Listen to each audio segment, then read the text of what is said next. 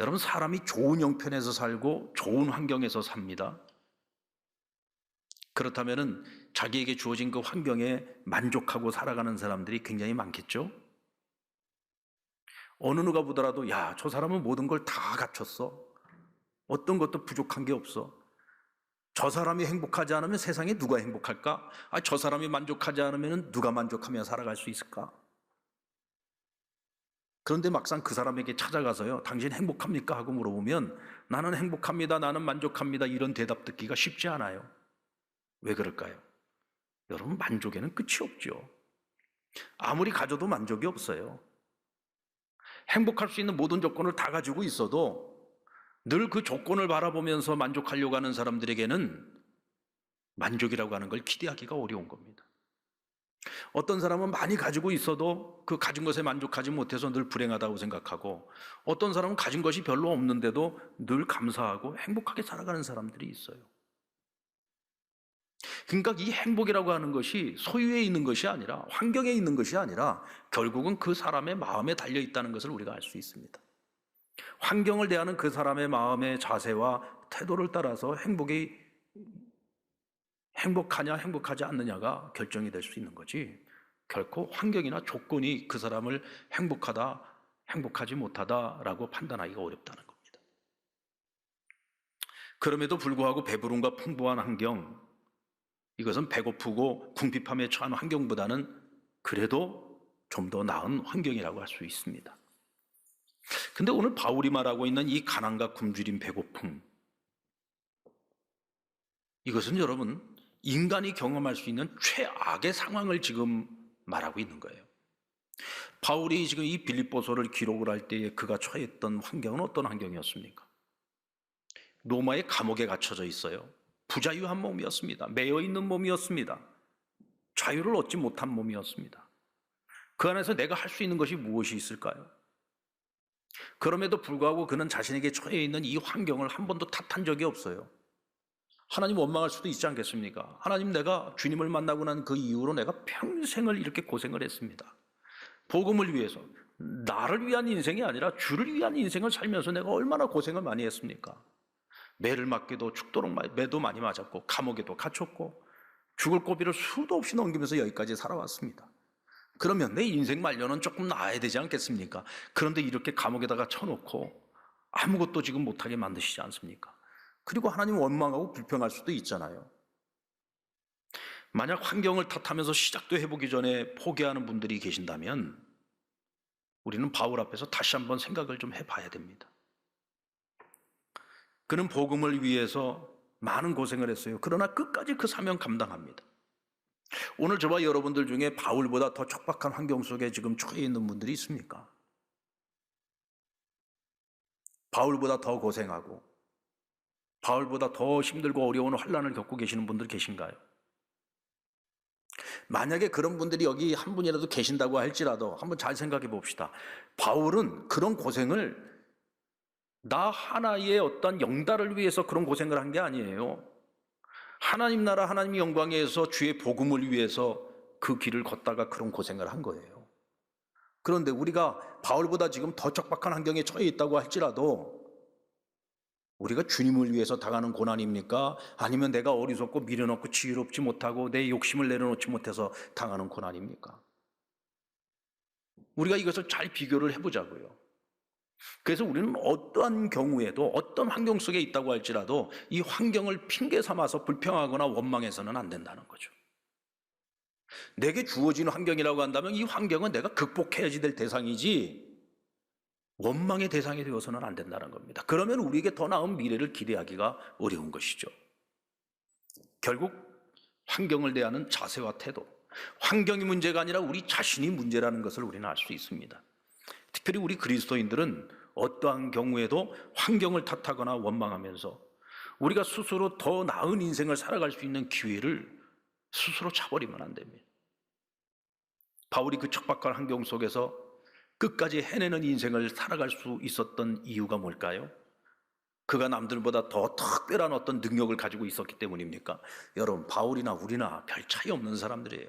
똑같이 육체를 가지고 있고 똑같이 연약한 사람들입니다. 그가 처한 환경 속에 우리가 처한다면 똑같이 힘들고 우리도 역시 힘들고 극복하기 어려운 그런 환경들이죠. 그럼에도 불구하고 바울이 그 환경 속에서 자기가 해야 될 그 사명을 끝까지 완수할 수 있었던 이유는 오늘 13절에서 뭐라고 말하고 있습니까? 내게 능력 주시는 자 안에서 내가 모든 것을 할 수 있다 그랬어요. 나는 할 수 없어요. 나의 이 연약한 나의 의지와 내 이 몸과 내 이 육체를 가지고는 도저히 감당할 수 없는 시험이에요. 그러나 내게 능력 주시는 자 안에서는 내가 모든 것을 할 수 있다. 내게 능력 주시는 자가 누굽니까? 예수 그리스도시잖아요. 여러분, 예수님이 바울에게만 능력을 주실까요? 오늘 이 세상을 살고 있는 저와 여러분도 하나님의 자녀잖아요. 그리스도 안에서 우린 다 하나님의 자녀된 권세를 갖고 있잖아요. 하나님께서는 여전히 우리도 도우시는 거예요. 주님께서는 우리에게도 똑같이 능력을 주십니다. 그런데 문제는 우리가 능력을 받으려고 하지를 않아요. 왜? 늘 환경만 탓하고 있으니까. 나는 이래서 안 되고 저래서 안 되고 난 이래서 못하고 저래서 못하고 늘 환경만 핑계를 대고 있으니까 하나님은 우리에게 능력을 주시고 싶어도 우리가 받을 준비가 안 되어져 있는 거죠. 모세는 출애굽의 지도자로 하나님께 부름받을 때 이 핑계 저 핑계 많은 핑계를 대면서 난 못합니다 거절했습니다. 나이 80의 모세 아닙니까? 누구보다도 내가 나 자신을 잘 아는 거죠. 이미 다 늙은 내가 이제 와서 무슨 그런 큰일을 하라는 얘기입니까? 내가 예전에 애굽의 왕궁에서 살아봤던 사람인데 나도 예전에 한때는 왕자였던 사람이요. 바로를 만난다는 거는 애굽의 백성들이라도 평생을 살면서 바로의 얼굴을 한번 볼까 말까 하는데, 아니 나 같은 미디안의 촌노가 바로를 찾아간다고 바로가 나를 만나주겠습니까? 갑자기 뜬금없이 나타난 나를 이스라엘 백성들이 하나님이 보내신 자로 나를 믿고 받아들이겠습니까? 내가 무슨 말을 한들 그들이 이 말씀을 하나님의 말씀이라고 그들이 듣겠느냐고요. 안 됩니다. 저보다 나은 사람 보내세요. 나보다 똑똑한 사람, 나보다 좋은 조건 가지고 있는 사람 보내세요. 주님 못합니다. 그래도 하나님께서 하라고 하니까 뭐라 그래요? 마지막 핑계가 뭐였습니까? 하나님, 저는요 말을 잘 못하는 사람이요 혀가 둔한 사람입니다. 그런 제가 어떻게 바로를 설득을 하고 백성들을 설득을 합니까? 말을 못하기는요 얼마나 핑계를 잘 대는데. 지금 하나님이 이겨먹겠다고 지금 계속 말로 지금 하나님을 설득하고 있었잖아요. 하나님을 설득할 정도면 모세가 말 못하는 사람 아닙니다. 말 잘하는 사람이에요. 다 결국은 다 핑계거리죠. 그냥 하나님께서 그냥 더 이상 핑계를 못 대도록 입을 딱 항구시켜버리죠. 어떻게 하셨습니까? 야, 너 말 잘하는 형 아론이 있잖아. 내가 그 아론을 너의 대언자가 되게 할 거야. 내가 너에게 말을 주면 너는 그 말을 네 형 아론에게 얘기해. 그러면 아론이 백성들에게 말할 것이고 아론이 바로에게 말할 거야. 아무리 핑계거리를 대도 결국 하나님께서 더 이상 그 핑계거리가 되지 못하도록 만들어 버리신단 말이죠. 왜? 우리 하나님 스스로 계신 분이에요. 창조주 하나님이에요. 전능하신 하나님이에요. 근데 그 하나님께서 뭐라고 하십니까? 내가 너와 함께 할 거야. 그거면 충분한 거죠.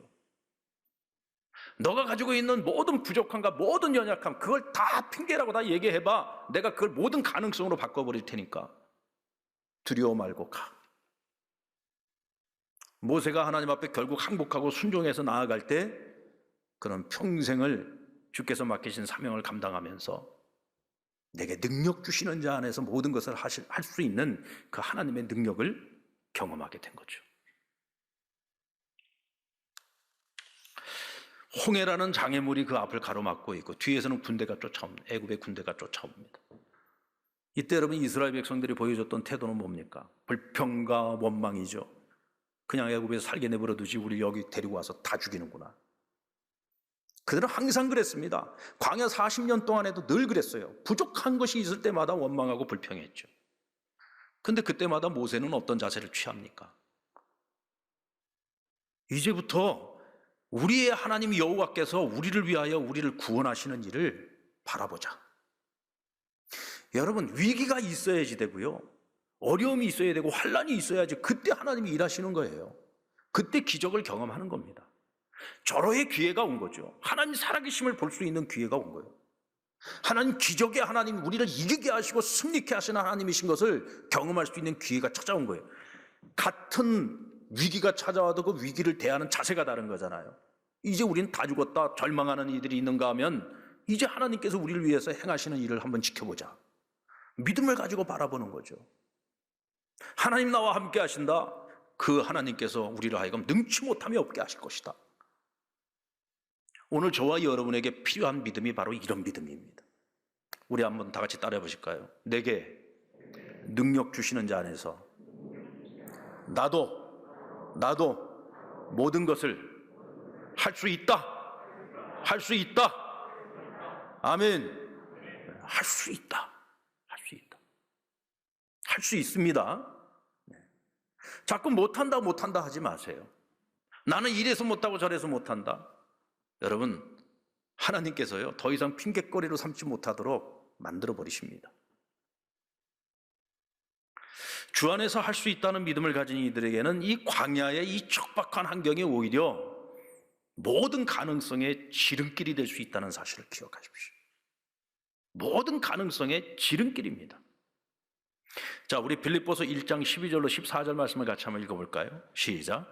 형제들아, 내가 당한 일이 도리어 복음 전파의 진전이 된 줄을 너희가 알기를 원하노라. 이러므로 나의 매임이 그리스도 안에서 모든 시대양과 그 밖의 모든 사람들에게 나타났으니 형제 중 다수가 나의 마음으로 말미암아 주 안에서 신뢰함으로 겁없이 하나님의 말씀을 더욱 담대히 전하게 되었느니라. 바울은 여러분 로마를 정말 꿈에도 가고 싶은 곳이 로마였어요. 늘 그 마음속에 로마를 가기를 꿈꾸고 있었죠. 근데 지난 시간에 제가 말씀드렸던 것처럼 하나님께서 돈 한 푼도 들이지 않고 가장 좋은 배에다가 로마의 군사들 호위까지 받으면서 하나님께서 로마로 가게 하셨어요. 마치 개성 장군처럼 로마로 들어갑니다. 그러나 아무리 그렇게 들어가도 죄수는 죄수죠. 죄수의 몸으로 로마에 간 거예요. 근데 처음부터 감옥에 들어간 것이 아니라 처음에는 셋집에서 감금이 된 상태에서 로마 경비대에 감시를 받는 처지였습니다. 그러니까 밖으로 함부로 돌아다닐 수가 없는 거죠. 그러나 그 집에 찾아오는 사람들은 만날 수가 있었고 그들에게 복음을 전할 수 있었다고 성경은 말하고 있습니다. 근데 그것이 이래 동안 주어진 축복이었습니다. 그러나 그 이래가 지나고 난 이후에 그는 로마의 감옥에 들어가게 됩니다. 시위대 뜰 안에 있는 감옥이었습니다. 황제의 친위대가 지키고 있는 감옥이었습니다. 하루 종일 24시간 동안 3교대로 8시간씩 이 친위대 군사들이 이 감옥을 지키면서 죄수들을 철저하게 감시하는 그런 아주 철통 같은 감옥이었습니다. 살벌한 감옥이었습니다. 중죄인들이 들어오는 그런 감옥이었습니다. 그런데 그런 감옥에 갇혀있는 바울이 뭐라고 얘기합니까? 내가 복음을 전파함에 있어서 내가 이와 같이 감옥에 매여 있는 것이 오히려 도움이 되었다는 거예요. 복음 전파의 진전이 되었다라고 말하고 있습니다. 여러분, 이게 말이 되는 얘기입니까? 내 몸이 자유로워야죠. 어디든지 마음껏 돌아다니면서 복음을 전할 수 있어야 복음의 진전이 되는 것 아닙니까?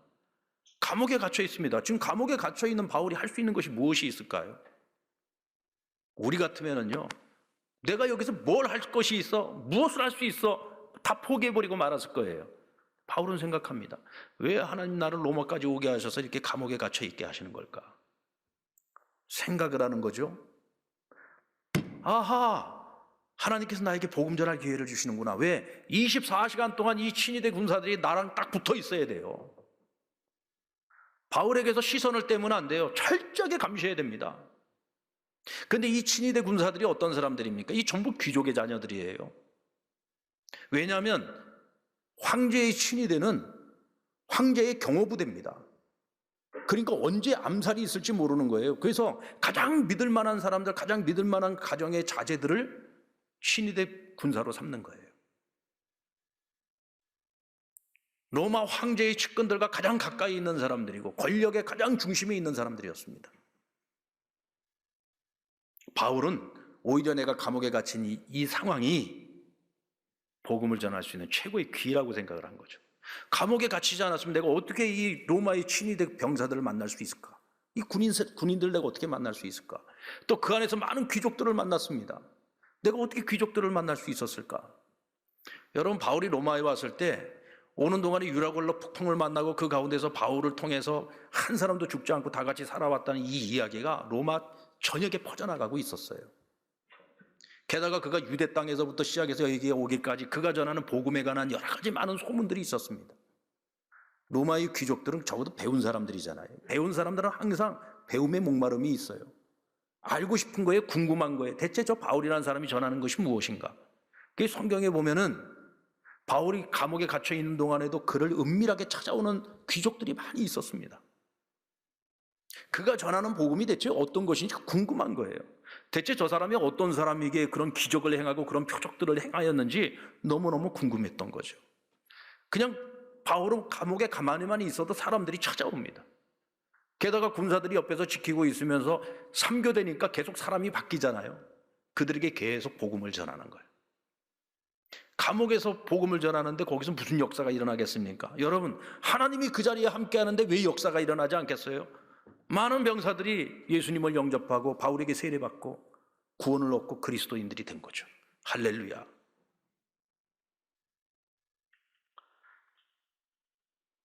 자, 우리 빌립보서 4장 21절로 22절의 말씀을 같이 한번 읽어볼까요? 시작. 그리스도 예수 안에 있는 성도에게 각각 문안하라. 나와 함께 있는 형제들이 너희에게 문안하고 모든 성도들이 너희에게 문안하되 특히 가이사의 집 사람 중 몇이니라. 여기서 가이사의 집이라고 하는 것은 황제의 집안을 말하는 거예요. 황제의 가족을 말하는 겁니다. 그들 가운데 예수 믿는 사람이 생겼다는 거예요. 우리와 같은 그리스도 안에 한 형제가 된 이들이 있다는 거예요. 근데 이들이 그냥 단순한 신앙인이 아니라 당시 로마 교회나 우리 기독교인들이 굉장히 선한 영향력을 미치는 아주 신실한 그리스도인들이 되었다는 얘기입니다. 어떻게 이런 일들이 가능했을까요? 바울이 로마에 가서 감옥에 갇혀서 시위대 군사들에게 복음을 전했고 황제의 가족에게도 복음을 전할 수 있는 기회를 얻었던 거죠. 바울은 여러분, 내가 감옥에 갇혀 있지만 이 감옥에 갇혀 있는 이 상황이 결국은 기독교가 로마를 무너뜨리는 데 있어서 하나님이 주신 지름길이라고 하는 사실을 깨달은 거예요. 그러지 않고서야 어떻게 황시대까지 복음이 들어갈 수 있었겠습니까? 이런 방법이 아니고서는 안 되는 거예요. 범을 잡으려면 호랑이 굴로 들어가야 된다고 하지 않습니까? 하나님께서는 그렇게 로마의 복음화를 예비하시고 준비하셨던 거예요. 어떤 환경 속에서든지 하나님의 명령 앞에, 하나님의 뜻 앞에, 하나님의 계획 앞에 순종하는 자들에게 하나님은 능력을 주셔서 우리가 상상도 할 수 없는 그런 놀라운 일들을 만들어 가시는 겁니다. 제가 헤어 디자이너 분들 개업을 하는 데 가면 제가 말씀을 전하면서 꼭 이런 부탁을 드립니다. 저희 교회 헤어 디자이너들이 많아요. 그래서 제가 그분들에게 꼭 부탁을 하는 게 뭐냐면, 사람들이 머리를 하러 올 때 공짜로 하지 않잖아요. 비싼 돈 내고 와서 머리 하잖아요. 그죠? 여러분들 공짜로 하십니까? 네, 돈 내고 하잖아요. 그리고 내 시간을 맡기는 거예요. 내 시간도 맡기고 머리도 맡기고. 그러면 머리를 손질을 해주면서 그냥 머리 손질만 하고 머리 얘기만 합니까? 이런 얘기 저런 얘기 하잖아요. 이런 얘기도 하고 저런 얘기도 하다가 내 살아온 얘기도 하고 내 간증도 하고, 그러다 보면 자연스럽게 복음도 전하고. 아유, 목사님 복음 전하다가요 그 손님 다 떨어져 나가요. 믿음이 그 정도밖에 안 됩니까? 그렇게 해서 그 손님 떨어져 나가면 하나님께서 더 좋은 손님 보내주시겠죠. 아멘. 그런데 하나님이 함께 하시는, 내가 기도하면서 하는 일인데 하나님께서 그 일이 헛된 일이 되게 만드시겠습니까? 한번 해보자는 거죠. 한 달만 해보자. 그러면 수입이 주는 것이 아니라 오히려 하나님께 수입을 더 늘려주실 거다. 우리가 용기가 없어요. 자꾸 환경을 탓하면서요, 여러 가지 많은 이유와 핑계를 대면서요, 못한다는 핑계를 자꾸 대고 있어요. 그러나 능력 주시는 자 안에서 우리는 모든 것을 할 수 있다. 이 일이 하나님이 기뻐하시는 일이고 이 일을 통해서 생명을 살리는 일이라고 한다면 왜 못합니까? 우리가 해보기도 전에 못한다는 핑계부터 대지 말고 우리가 할 수 있는 이유를 생각을 해보고 그 앞에 순종하면서 최선을 다해보자는 거죠. 그러면 여러분, 놀라운 일들이 일어납니다. 바울은 그렇게 했습니다. 바울은 그렇게 했습니다. 하나님께서 바울만 도와주십니까? 성령님께서 바울만 도와주시나요? 아니요. 오늘 주 안에 있는 저와 여러분도 도와주십니다. 우리 로마서 8장 32절 말씀 같이 읽어볼까요? 시작. 자기 아들을 아끼지 아니하시고 우리 모든 사람을 위하여 내주시니가 어찌 그 아들과 함께 모든 것을 우리에게 주시지 않겠느냐.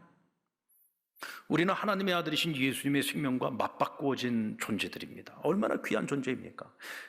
그런 우리들인데 하나님께서 우리에게 무엇을 아끼시겠느냐 말이에요. 아들을 주신 하나님께서 그 아들과 함께 모든 것을 주실 수 있다는 거예요. 오늘 저와 여러분이 그런 존재입니다. 우리에게 어떤 환경에 어려움이 있다고 할지라도 그 환경을 능히 이겨내고 극복할 수 있도록 하나님이 우리에게 아끼지 않고 모든 것을 다 주실 수 있다는 거예요. 오늘 우리가 해야 될 일은 뭐냐? 좌절하지 말고 절망하지 말고 어떤 환경도 이겨낼 수 있고 극복할 수 있고 능력 주시는 자 안에서 난 무엇이든지 할 수 있다라고 하는 이 믿음을 가지고 나아가면 하나님께서 우리로 하여금 사막을 건너는 배로 만드시는 거예요. 우리가 지금 어떤 환경 속에 있든지 그것이 오히려 축복으로 나아가는 지름길로 만들 수도 있다는 겁니다. 그것을 극복해내는 저와 여러분을 통해서 하나님께서는 이 세상에 희망을 주고 소망을 주기를 원하시는 거예요. 그리고 하나님의 그 전능하심을 드러내고 나타내기를 원하시는 거죠. 오늘 하나님께서 우리에게 요구하시는 것이 무엇입니까? 환경을 보기 전에 먼저 하나님을 볼 수 있는 눈을 가지라는 거예요. 너희에게 어떤 고난이 찾아와 있고 어떤 환경의 어려움이 찾아와 있다고 할지라도 하나님이 너희와 함께 하시면 그것이 너희를 지름길로 인도할 수 있다는 것을 기억하라는 겁니다. 나로서는 할 수 없는 일이지만 그러나 내게 능력 주시는 주님이 함께 하신다면 무엇이든지 할 수 있다는 믿음을 가지라는 거죠. 여러분, 작년부터 진행 중에 있는 이 코로나19라는 전대미문의 전염병으로 우리는 가보지 않은 길을 걸어왔습니다. 제 생각엔 이제 한 4분의 3 정도 걸어온 것 같아요. 이제 많이 익숙해졌습니다. 그래도 우리가 잘 견디면서 지금 잘 걸어가고 있어요. 근데 우리 한번 생각을 해볼까요? 우리가 많이 기도하잖아요. 하나님 코로나 빨리 종식되게 해달라고. 빨리 종식돼야죠. 그런데 코로나만 종식되면 우리 다 행복해질 수 있습니까? 코로나만 종식되면 우리가 다 자유해질 수 있나요? 코로나만 종식되면 우리가 모든 일에 다 만족하면서 살아갈 수 있습니까? 어쩌면 지금 현재 나는 코로나 때문에 난 너무 불행해, 난 지금 너무 힘들어 라고 생각하시는 분들 계신다면 잘 생각해 보세요. 코로나 이전에도 그분들은 늘 불행하다고 생각했고 늘 만족하지 못하고 살았어요. 그렇다고 한다면 이런 분들은요, 코로나가 끝나고 코로나 이후에도 여전히 만족하지 못하고 살 것이고 여전히 행복하지 못할 겁니다. 그러나 코로나 이전에도 나는 늘 주 안에서 감사하고 늘 행복하고 늘 기쁘고 어떤 환경에서도 환경을 바라보지 않고 주를 바라보면서 살았던 사람들은 지금 코로나 상황 속에서도 주를 바라보면서 살아가기에 힘은 들지만 그것을 이겨내고 견뎌내고 버텨내면서 지금 기쁘게 그 길을 걸어갈 수 있을 거예요. 그리고 코로나가 끝났을 때는 더 나은 미래를 기쁨으로 맞이하게 될 것입니다. 사랑하는 여러분, 어차피 우리 앞에 지금 찾아와 있는 환경적인 어려움입니다. 이것은 우리의 힘만으로 극복할 수 없는 문제입니다. 이건 하나님이 해결해 주셔야 됩니다. 그런데 그때까지 우리가 어떻게 지금 이 환난의 시기, 이 어려운 이 환경을 극복할 것입니까? 힘들어 죽겠다, 못 살겠다, 이러다 망하겠다, 그런다고 해서 우리에게 무슨 길이 있겠습니까? 무슨 소망이 있겠습니까? 어려운 환경은 극복하라고 하나님께서 우리에게 맡기신 겁니다. 그러나 내 힘으로 극복하기는 어렵습니다. 여러분, 하나님을 바라보시기 바랍니다. 하나님을 찾으시기 바랍니다. 능력 주시는 자 안에서 할 수 있는 것이지 내 능력으로 할 수 있는 게 아니에요. 능력 주시는 자 안에서 할 수 있는 것입니다. 바로 내게 능력 주시는 하나님을 찾으시기 바랍니다. 예수 그리스도를 찾으십시오. 성령님을 간절히 부르시면서 성령의 도우심을 구하시기 바랍니다. 이 믿음 가지고 주 안에서 무엇이든지 할 수 있는 저와 여러분 될 수 있기를 주의 이름으로 축원합니다.